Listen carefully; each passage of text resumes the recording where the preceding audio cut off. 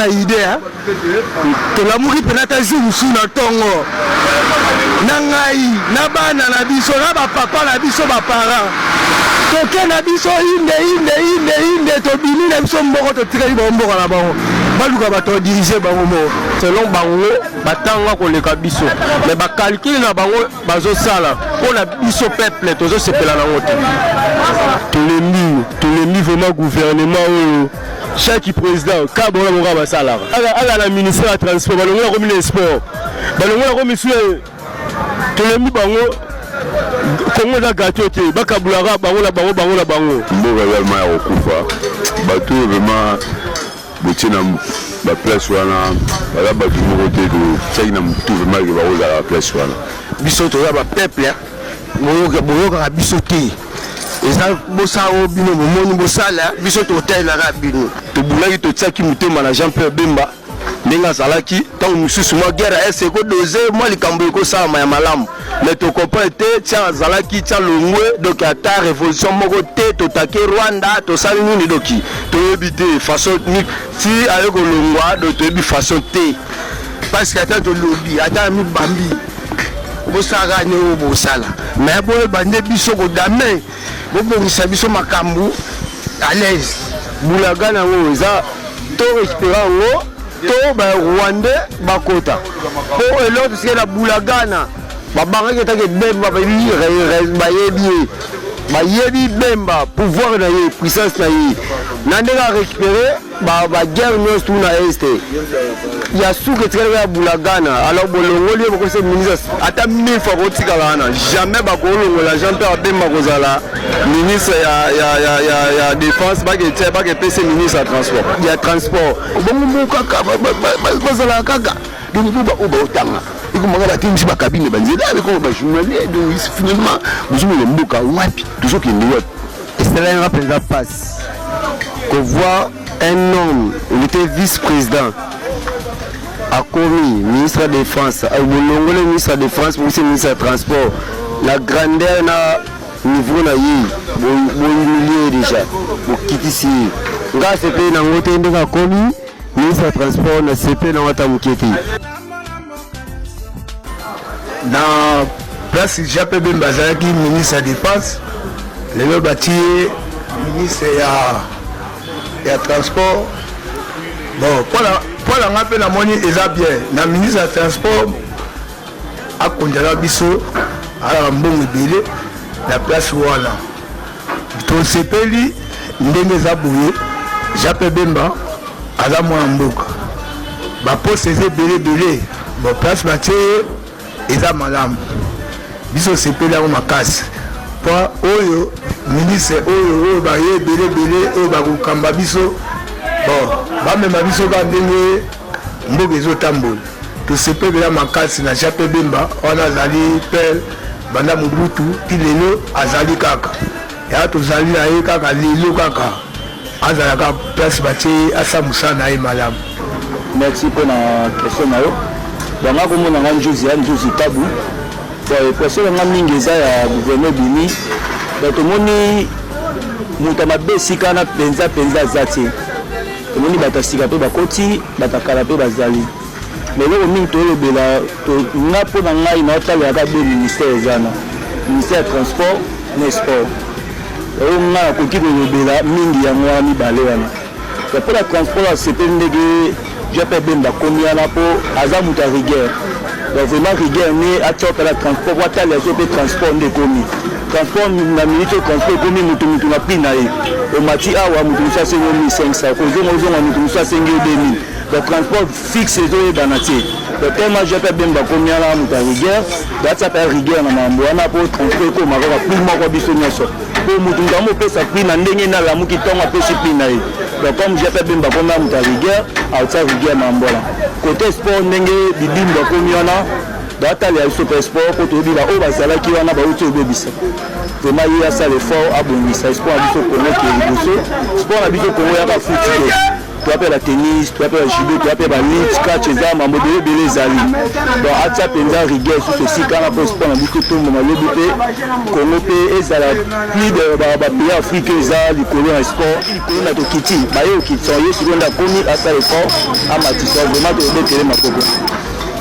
Mon président nga izara gouvernement bini moneza biso tona regret karaté bato wana ba oyo bazongisaka est-ce que bango balingi mayele na moko oyo bango balingi bapone nayo elenge sika emonana te banda na tayo mobutu bato wana babanda bango bazalazala de ce que ce qu'on on est peut-être okende wapi bon c'est moko autonomie bate peut-être par exemple champion de mapio yeke audi ministre de la défense mais lelo a commis la transport ce que les changements là en termes bango mo petit bato ça question est-ce que bato kanisa lelo Edidier Bidimbo auti na hydro carbi lelo a commis ministre des sports ata ya bongo vraiment ata ballon au même na stade et vraiment mais nzamba sungara ne ba un jour nzamba sima mitema na bango ce qu'on a souci na biso to ba regret to na ko la mine pour na bango monete na ce que dire regret ma casse na biso funa to na ngolo ya tingi pululu pe wana sungaka pe wana bam da oboya e biso tout ezali na liki to na ko ndimake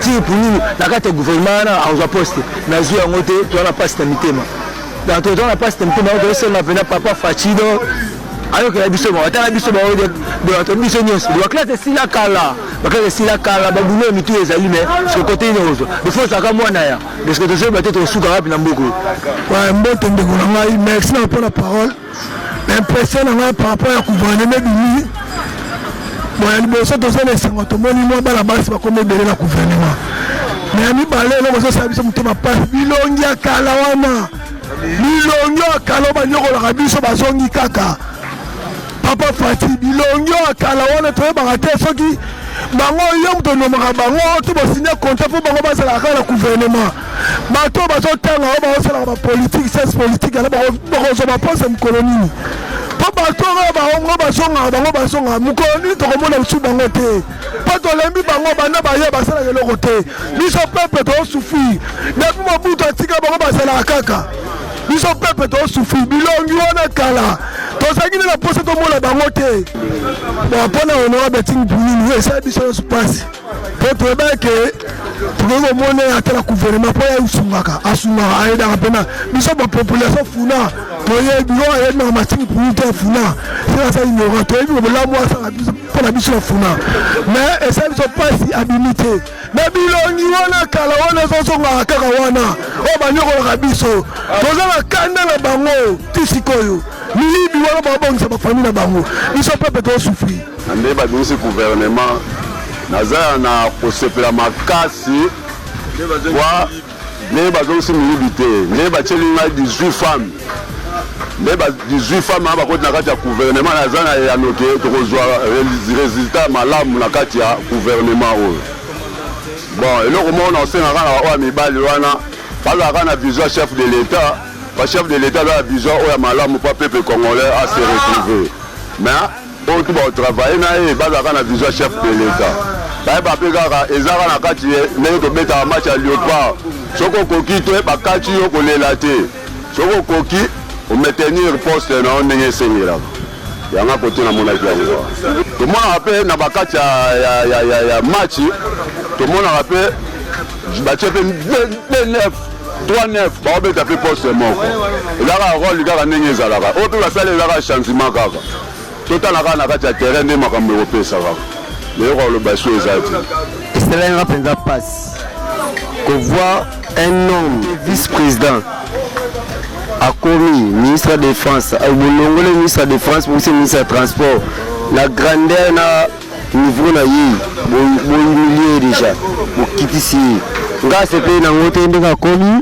ministre ya transport na sepe nango ata moke te force na ye ya kagame abandaki kobanga etikali kaka na frontière moko fali baresi bulagana bolongo siko moto bandaki kobanga mpona barepelaki na bafrontière nyonso tu bolongole ministre ya défense totikali guerre ya makasi ya bulagana so nani oyo botie wana ministre wana ancien defense ayebi minduki te ayebi nini te bulagana yango eza to récupéra yango to ba Rwandais bakota po eloko c'est la boulagana babanga ketake bemba bayebi bemba pouvoir na ye puissance na ye nandeka récupérer ba guerre nyos tu na este ya suke tele ya bula. Mimi bibi, usicheze na mtoto wangu, nasikia tu habari zako akipita huko mtaani, lione sura yake baya. Ulimuona baba yake mzuri? Baba yake mwenyewe aliniona. 10 secondes parce qu'on consomme talent. S'il y a la possibilité, monsieur le président, attends Maoua. Je vous vois à l'église presque chaque dimanche. Okoki kozala papa te ou se sentir à l'aise bana bazoza ngelo kwa kulia. Sala makasi le Kabila, mais depuis que vous êtes là, okoki nanu koleka Kabila te. Parce que Kabila payait les gens, les 15 les fonctionnaires de l'État. Yo okomi nanu place wana te. Kabila payait les militaires les 14. Yo okoki nanu te. Kabila, à l'époque de Kabila, kilo ya Thomson ezalaki 2200 francs. Lelo est commis na 11 000 francs. Monsieur le président de la République, sous Bunda ou les Kananu Kabila, moi je suis de l'Union Sacrée, c'est avec amour que je suis en train de m'adresser. Merci à beaucoup. vous. Merci. Il faut y que ça qui a l'eau sur l'époque, il y a Kabila qui est commis pire. 34 000 francs. Lelo est commis 78 000 francs, monsieur le président.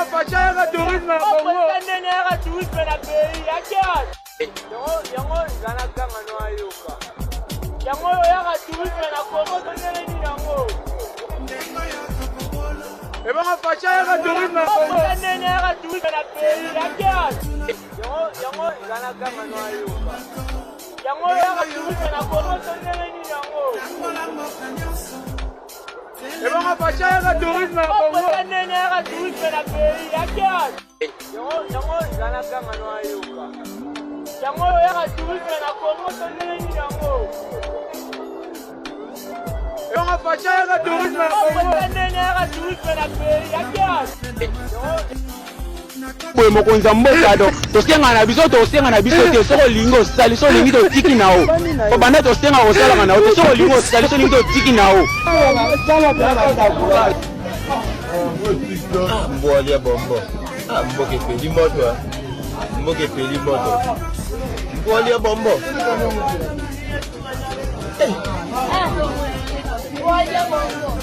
Ah, allô, Grady. Grady, je vais bien au nom de Dieu. Mina seme. On a baba karso wata batran kuna na bon pomba panene. To hapana ule. Hapa bengine tunakuna na bon pomba kila shuku hapa. Pachimbangu. Wata mina bawana bana asema ni mkolation asema ni kwa etidia bana funda saka ni bana funda kwa mshuko mu hiyo hapa sasa asema hapa batabakole makrada leo. Hii masomo ya hapa sasa tangu na kula mpomba tu magharibi sasa ya kolation na uta presenter kule. Bana wale benganjo ni bisaponi wa defense bana defendre commission semaine après collation ila mambo kuna ni kama mpomba mule ndio wanafundaga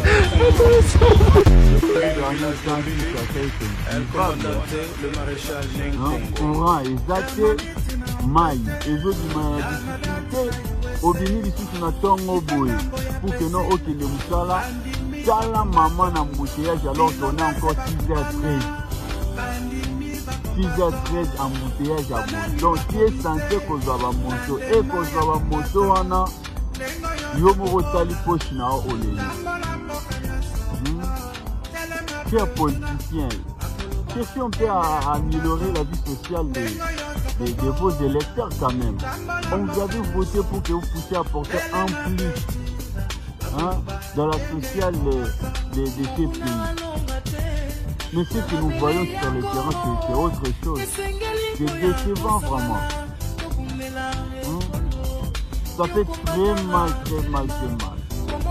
À des fois, ce qu'on nous paye là, tout part dans les transports. même si tu es véhiculé, les carburants, à part les carburants, les embouteillages. C'est les cas. L'autre fois, moi, je suis allé qui est Zéla Simbisa aussi.